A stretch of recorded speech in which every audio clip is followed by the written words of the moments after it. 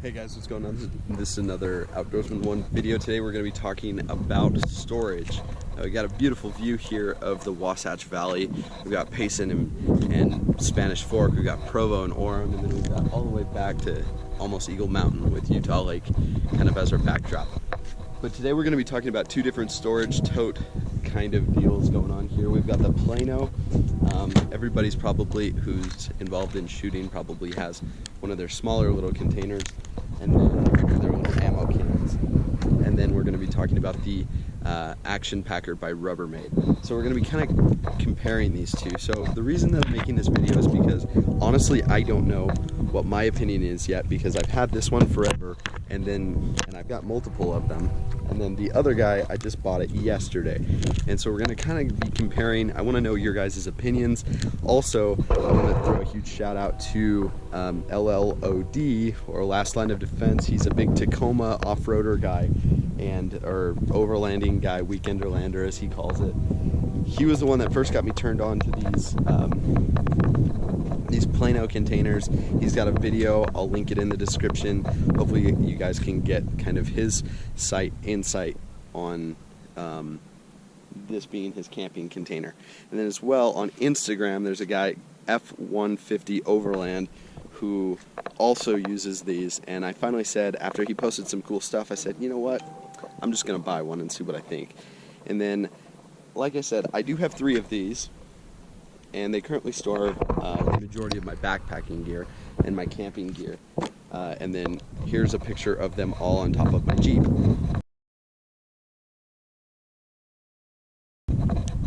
When I moved out here to Utah.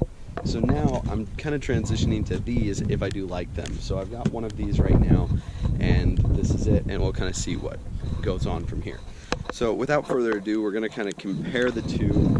This, like I said, is the Action Packer made by Rubbermaid. I've had these containers forever. They're pretty rugged, they're pretty durable, they don't break, and they're easily lockable, which is something that I do like.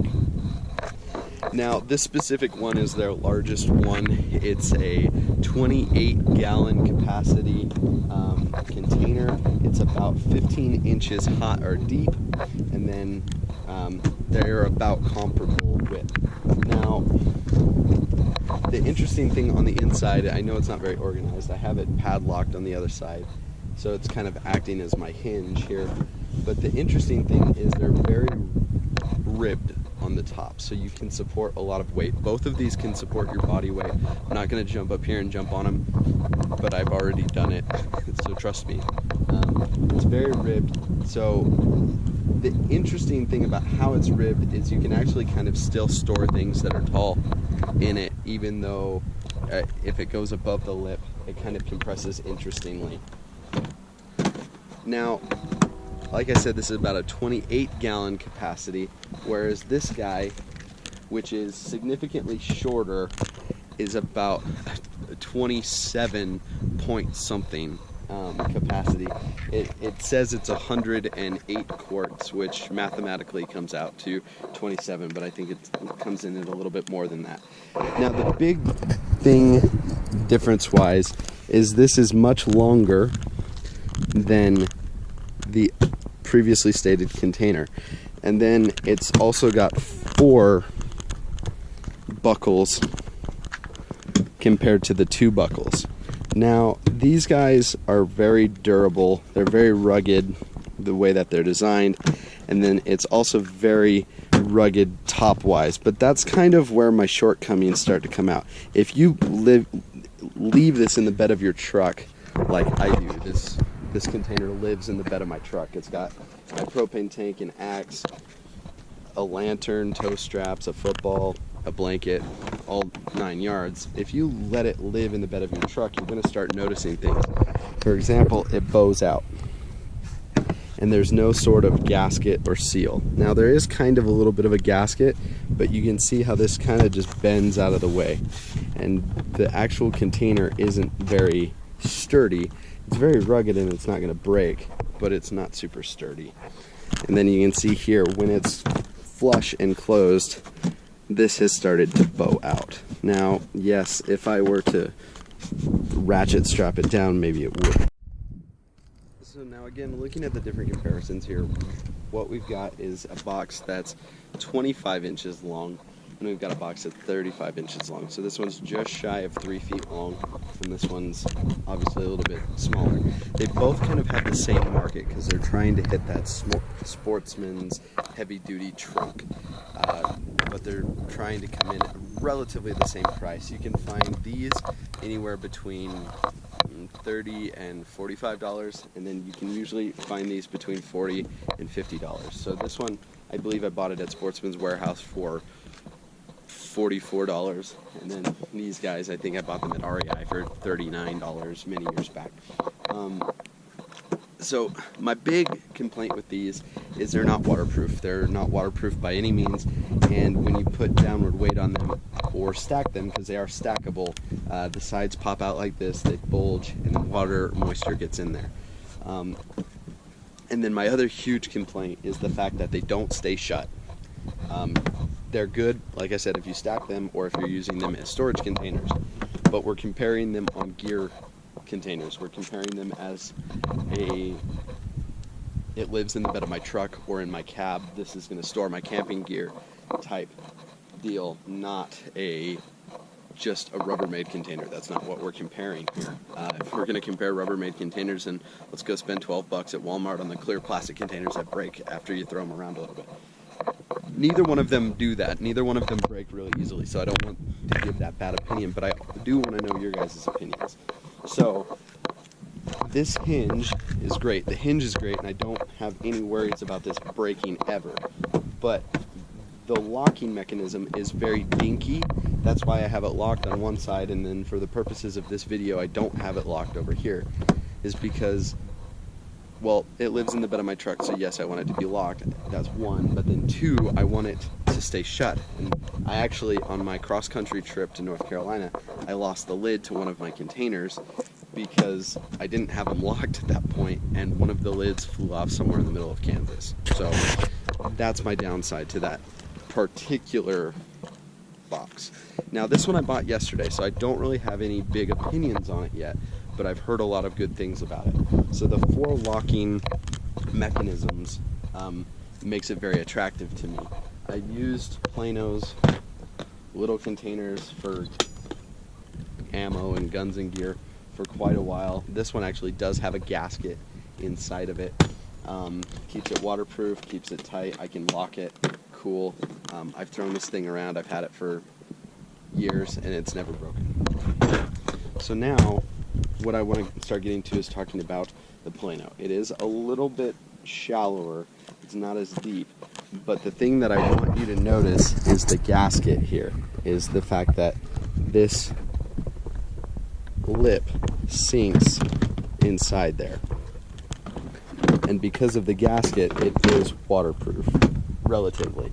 Now, this is still flimsy. Honestly, I'd say the sidewalls are better made out of this guy, but it's more rigid over here. Also, the way that it locks down is more rigid, and the top is more rigid because of the way that the cross members are done. So you can kind of see here, you can throw still pretty big stuff like my leveling blocks in here, and a machete and a shovel, but anything big and tall like a propane tank I think would be a little bit of a stretch to fit in this guy. I've got some blocks of wood. I've got my stove kit down there. I've got a shovel, some tow straps. I haven't organized this yet because I just wanted to compare them before I'm definitively made my living box here. So I'm really impressed with this so far, and the biggest reason why is kind of, I've already stated, everybody has Planos. Everybody knows that Planos make a good little ammo box. The 4 locking with a nice tactile click, I feel a lot more confident that that's not going to come flying off going down the freeway when I'm towing a trailer and all of a sudden it's gone and I never see it. Also, it does have individual on each corner a place to lock it. I'm probably going to end up locking this side with the same kind of deal as over there with a chain lock, so I can use this side kind of hinged. Now, Action Packer and Rubbermaid do make a hinged gear container. I was looking at it, but for the price, it's actually smaller than this. It's about that tall. I don't know the exact dimensions, but it is a little bit shorter. And I thought, well, for the exact same price, why don't I go with a Plano, test it out, see how it is. And it's much bigger. It's the same dimensions width-wise, but it's hinged on one side and it's got the rocker click on the other side. So there's a lot of options out there, but the big thing that kind of throws it overboard to me is the fact that this guy has wheels. And the wheels are pretty girthy and solid wheels. They're not just rink-a-dink wheels. They've got a metal axle in there.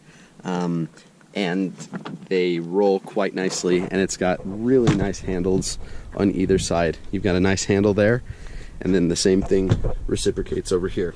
These are also stackable, and these, I think you can only stack 3 of them. This one, they don't give you a number of stackability, so that's nice. Here you can see the tag that's still on it. $49 is what I paid. Here's that. Just to be able to compare, because everybody's got one of these, I feel like, size-wise. Same kind of color. I like the color. Yes, it's kind of expensive for a Rubbermaid container for what it is, but let's just compare what you get out of it. You get a lockable, safe, sturdy box that you can use as a bench, that you could even store a rifle inside of. That's 35 inches long, it's waterproof, it's got wheels on it that glide really easily, and you've got a tactile, really nice click there, compared to something that's a little bit cheaper where the lid kind of comes undone, but the lid is very well made, I'll say that. The lid and the handle are very well made, but it becomes really annoying. So I want to know what your guys' opinions are, what you guys use, if you use one of these or if you use something different to lock your gear in the bed of your truck. I'd like to know. Help me out. Last Line of Defense has a really good video where he talks about how he specifically organizes the inside of this container. And so honestly, what I'm going to transition to, as long as I feel comfortable with them, I'm going to test this out over the next couple camping trips, and if I do like the Plano, then this is just going to go back to my storage, and then I'm going to be buying a couple more of these where, you know, one's camping, one's backpacking, one's grilling kind of deals, and I can throw them in my bed as necessary, because honestly I feel like this is a pretty good amount of storage to be able to store all of the things that I need. So thanks guys for watching. I appreciate your opinions, and hopefully we can stay tuned for more. So thanks for watching. I'm out.